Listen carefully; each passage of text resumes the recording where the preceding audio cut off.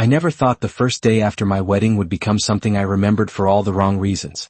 I was standing in the middle of the airport, still holding the pair of honeymoon tickets we had booked 3 months earlier. People around me were laughing, pulling suitcases, hugging each other as they headed off to their vacations. And there I was, alone, staring at Ethan's name blinking on my screen with a short message, "Claire got hurt. I have to go." At first, I assumed something urgent had happened. But he didn't call or text again. He didn't say what happened to Claire, where she was, or who was with her. I tried to stay calm because I didn't want to become the kind of newlywed wife who seems controlling. But the more time passed, the harder it was to ignore the knot forming in my stomach. I called him 3 times, no answer. I texted asking if we needed to reschedule the flight. Nothing. By the time the speaker announced the final boarding call, I already knew he wasn't coming. I stood there for a few more minutes, feeling like someone who didn't quite know what to do with herself. For a whole month, Ethan had said he wanted to make it up to me for being too busy preparing for a work project before the wedding. He chose the resort, chose the destination, and said, "This honeymoon will be our fresh start." Yet somehow I had turned into the optional part of his schedule. Literally. I sat down in a corner, scrolling through our old messages. Not because I missed him, but to see if I had overlooked any warning signs.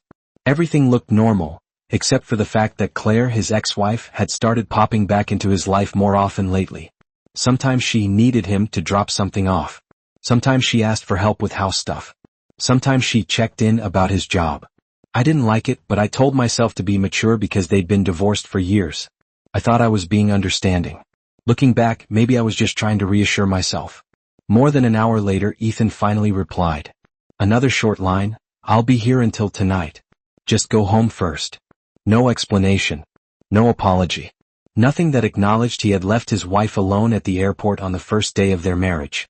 I read that message over and over, as if reading it enough times would reveal some hidden meaning I had missed. I didn't want to get on the plane anymore. But I also didn't want to drag my suitcase home just to sit there waiting for someone who clearly didn't care how I felt. So I opened my travel app and changed my ticket to a flight heading to the city where my sister lived. I didn't overthink it.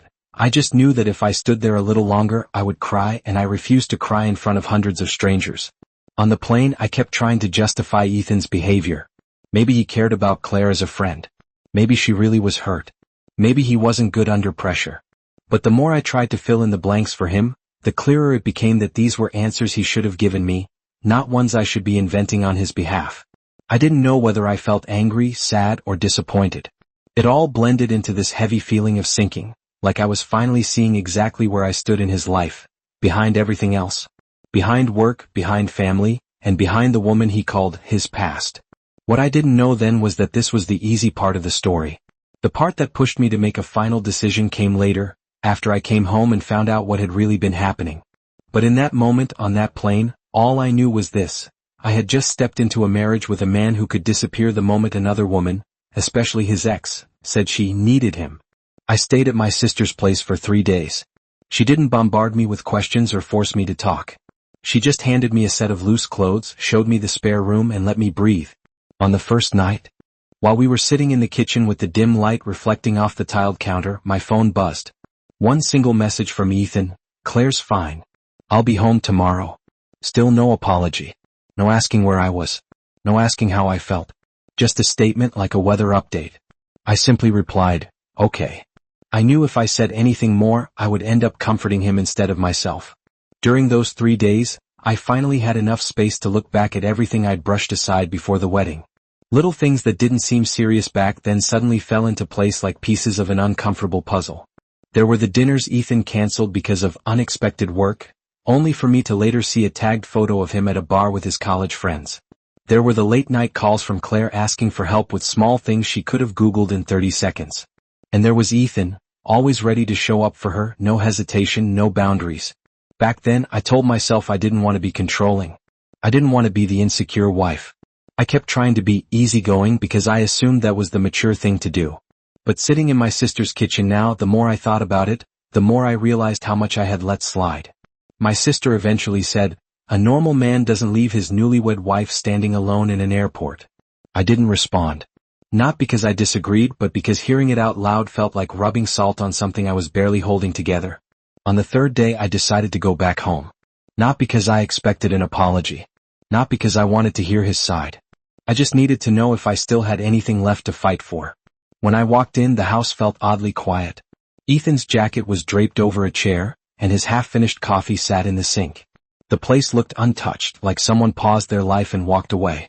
I wasn't sure what was worse, him not being home or realizing I didn't feel that tightness in my chest anymore. No anticipation. No longing. Around 9 p.m. Ethan finally came through the door. He looked surprised to see me, then said something that made my stomach twist. Not because it was harsh, but because of how casually he said it. "I thought you were still at your sister's." I answered, "I came back." The silence that followed settled heavily between us.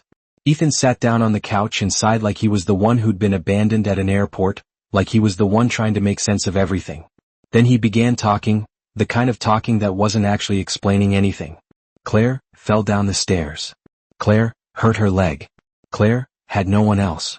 He said all of it like it was obvious that he had to rush to her. Like I should have understood immediately. Like I should have stepped aside because of course her needs would come first. I asked him, "Do you know what day that was?" He looked at me confused for a second, then said, "We can reschedule the honeymoon." Claire didn't have anyone. That sentence hit something deep in me, something I had been avoiding for months. With me he always assumed I would wait. With Claire he never hesitated. I asked, "How long were you there?" He paused, then said, 2 days. I laughed. Not out of humor, just disbelief. 2 days. 2 whole days he stayed with his ex-wife. While I stood alone at an airport with our honeymoon tickets. He continued justifying himself, saying Claire was emotionally shaken, in more pain than expected, or didn't want to be alone. I didn't argue. I didn't interrupt. I let him talk because I wanted to see just how far he'd go to rationalize something so obviously disrespectful. When I stood up to go upstairs, he grabbed my wrist lightly and asked, "Are you mad?" I pulled my hand back. "I'm not mad. I'm trying to figure out what this marriage actually means to me." His expression shifted, that quick. Flash of panic I had never seen before. For the first time, he realized I wasn't threatening to leave to win an argument. I was genuinely considering walking away. That night, we slept in the same room but felt miles apart. He avoided eye contact the whole evening, and I could tell he was hiding something, not from his words, but from the way he kept turning away whenever our eyes met. And deep down I knew something else was coming. Something bigger than the airport. Something that would make everything finally make sense. I didn't know what it was yet, only that whatever I discovered next would be the thing that pushed me to choose myself for the first time in a long time. The next morning I woke up earlier than usual. Ethan was still asleep, turned away from me, his back stiff like he'd spent the whole night avoiding the possibility of a conversation. I went downstairs to make coffee, trying to keep my hands busy. When I opened the fridge to grab the milk, something made me stop cold. There, on the middle shelf, was an ice pack, the exact same kind Claire always posted about online. Same brand, same color. I remembered it clearly because she once wrote a whole paragraph about how it stays cold longer than the cheap ones. Seeing it sitting inside my fridge felt like someone had slapped me. If he had only stopped by to help for a few hours, why was one of her things here? And why did it look like it belonged? I closed the fridge quietly, not because I was afraid of making noise, but because I felt that familiar burn of being underestimated. That silent insult when someone doesn't even bother to hide what they're doing. An hour later, Ethan came downstairs. He flinched a little when he realized I was already awake. He avoided my eyes and asked casually, "Did you sleep okay?" I answered, "I slept fine." But even the air felt tense. When he went to shower, he left his phone on the table. I wasn't planning to touch it, but it lit up right next to me, and Claire's name appeared. The preview of her message was enough to make my stomach twist. "Thank you for staying last night. I feel so much better." Last night? Staying over? He told me he hadn't been there since 2 days ago. I picked up the phone. I didn't dig through anything, I just opened the latest conversation. Claire had written a long message thanking him for helping her clean her room, apologizing for making him stay one more night, and ending with the line, "Don't let her get the wrong idea." Meaning me. That line hit harder than everything else. Not because I felt jealous, but because it showed exactly how both of them saw me, the clueless wife who wasn't supposed to know anything. I put the phone back exactly where it was. I didn't cry. I didn't even feel my throat tighten. Instead, it felt like a switch flipped off inside me, clean, quiet, final. Ethan walked out of the bathroom a few minutes later. When he saw me near his phone, his face shifted for a split second before he pretended nothing was wrong. "Do you want breakfast?" he asked. I didn't answer that. I asked, "Where did you sleep last night?" He froze. The pause was so long I could hear the refrigerator humming behind us. Then he said slowly, "I stayed at Claire's. She was really upset. I didn't want to leave her alone." He didn't lie. But he also didn't tell the whole truth. He didn't mention the message.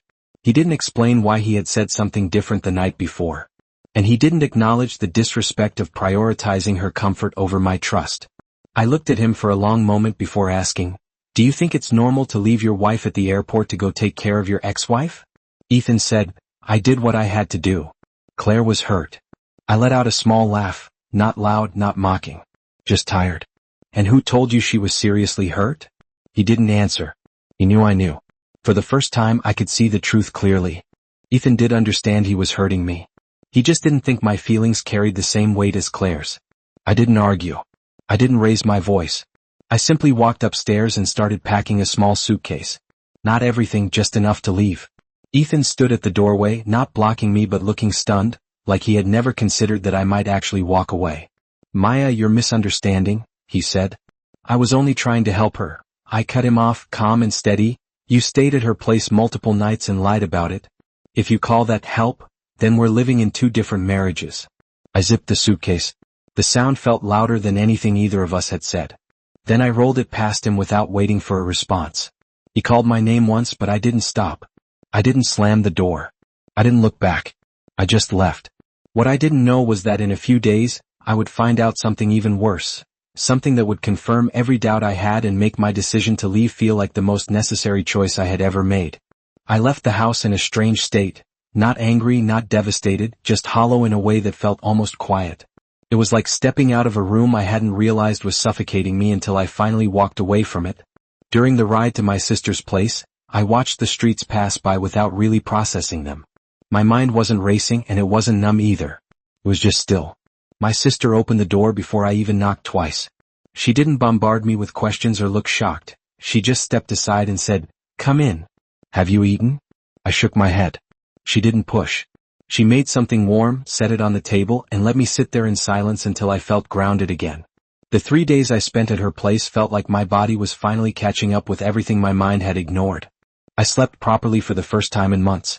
I ate without feeling the need to rush.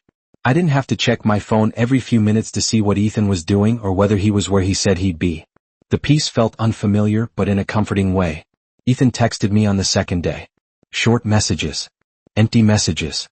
"When are you coming home?" As if nothing out of the ordinary had happened. As if my being gone was just an inconvenience in his schedule. He didn't mention Claire. He didn't apologize. He didn't acknowledge anything. And that said more than any confession could.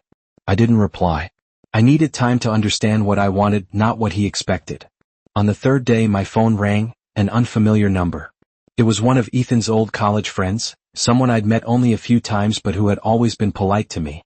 She didn't waste time. "Maya, I don't want to intrude, but you should know Claire wasn't seriously hurt. She only twisted her ankle a little. I know because she called our group chat the same day asking if anyone knew a good ankle wrap." My chest tightened for a second, but not from heartbreak. It felt more like confirmation. A puzzle piece finally snapping into place. She continued, "Ethan and Claire, they've always had this thing. Back and forth. On and off. Even after their divorce he kept one foot in her life. I'm not saying anything is happening, but..." She didn't need to finish. I understood. After the call, I sat there quietly, letting everything settle. I realized, maybe for the first time, that I didn't leave because of Claire. I left because Ethan never fully let go of his old life, and expected me to accept whatever space that pushed me into. The next day I went back home. Not to reconcile, but to close the chapter properly. When I walked in, Ethan was at the dining table. He looked exhausted, like he hadn't slept since the day I left. The moment he saw me, he stood up quickly. "You're back," he said. "Are we going to talk about what happened?" I placed my keys on the table. "Yes," I said. "But only once." He sat down slowly. I stayed standing. I read the messages. "I know you stayed at her place more than once. I know she wasn't seriously hurt. I'm not here to argue. I'm not here to listen to explanations. I just need you to understand something clearly. I can't be in a marriage where I'm always second to another woman." Ethan's face fell. He reached for words he clearly hadn't prepared. "Maya, I didn't mean..." I cut him off. "I'm not angry. I'm just done trying to make excuses for you. I pulled out the envelope from my bag, the separation papers, the list of our shared assets, and a small note. I slid it across the table toward him. I'll move my things out this week. You can stay here. When you're ready to sign, send it to the lawyer. He stared at the envelope as if it was something incomprehensible. Maya, are you serious? I nodded. I don't hate you.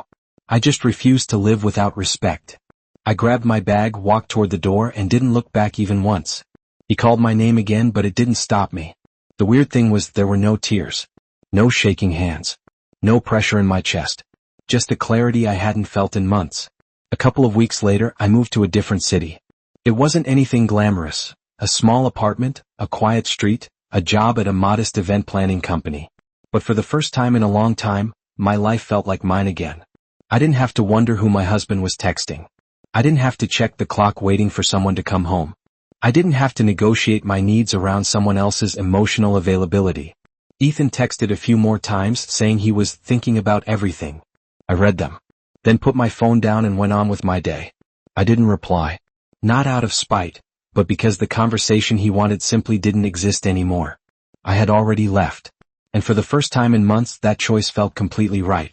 I thought that after signing the separation papers, it would take me a long time to feel steady again. But strangely, the quiet that followed made everything fade faster than I expected. Maybe my mind had been stretched thin for so long that the absence of chaos felt like relief. I stopped staying up late. I stopped waiting for the sound of a key turning in the door. I stopped trying to guess where I stood in someone else's priorities. For the first time in a long time, my life felt straightforward. I woke up, went to work, ate dinner alone without feeling lonely, and read a few pages before bed. There was no tension, no guessing game, no emotional knots to untangle. One night, while folding clothes in my small rental room, my phone buzzed. It was a message from Ethan. Maya, I get it now. Everything happened because I wasn't decisive. If you ever want to talk, I'm here. I read it once, set the phone down, and kept folding. There was no anger. No sadness. No part of me that wanted to go back. I didn't reply, not to punish him, but because the conversation he was hoping for didn't exist anymore. Once trust snaps, apologies don't reconnect the pieces. They just sit on top of the cracks. A week later, my lawyer emailed me the signed documents. Seeing Ethan's signature felt less like closure and more like finishing a book I had forced myself to get through. I didn't cry. I didn't even feel heavy. Mostly, I wondered why I hadn't walked away sooner. But then I reminded myself, I stayed as long as I believed the marriage had potential. That was enough. That was all I needed to avoid regret. Toward the end of the month, my sister invited me to the beach. It wasn't the prettiest beach. The sand was coarse and the water a bit choppy, but sitting there with the waves hitting the shore felt grounding. We sat with our feet in the cold water, holding cheap canned drinks from a corner shop. My sister asked, "So, are you okay now?" I nodded. Okay in my own way. She didn't press further. Sometimes that's all people need, someone who doesn't force them to explain their pain. That night, when I was scrolling through old messages on my phone, it felt strangely distant. The texts at the airport. The nights Ethan dodged questions. The excuses about Claire. All of it seemed like they belonged to someone else's life. I had stepped out of that storyline and I wasn't planning to step back into it even in my mind. Work became more stable in the following weeks. My new job at the small event planning company wasn't glamorous, but it grounded me. I found comfort in doing tasks that didn't require me to constantly monitor someone's emotional state. No more wondering what my partner was hiding. No more overthinking. No more shrinking myself to avoid conflict. One afternoon after work, I stopped by a small plant shop on the sidewalk. There was a slightly tilted little plant on the rack. Not perfect, not symmetrical, but clearly surviving. I stared at it longer than I meant to. It reminded me of myself a few months ago. Unsteady. Overwatered in some ways, neglected in others. But still alive. Still capable of growing. I bought it without thinking too hard and brought it back to my apartment. Placing it on my table, I realized I was smiling. A genuine, small smile that didn't come from anyone else's approval or apology. Just from myself. And that was new. Maybe I didn't know when I'd be ready to date again. Maybe I wouldn't be ready for a long time. Maybe I'd surprise myself. But none of that mattered right now. What mattered was that my life no longer required me to stand behind someone else's past. I didn't have to wait for anyone to choose me. I didn't have to earn respect that should have been automatic. It was just me, and for the first time that felt completely enough. And if there was one thing I took from that painfully short marriage, it was this. Sometimes the thing that saves you isn't an apology. It's the moment you finally understand that you deserve a life where you don't have to wait for anyone at all.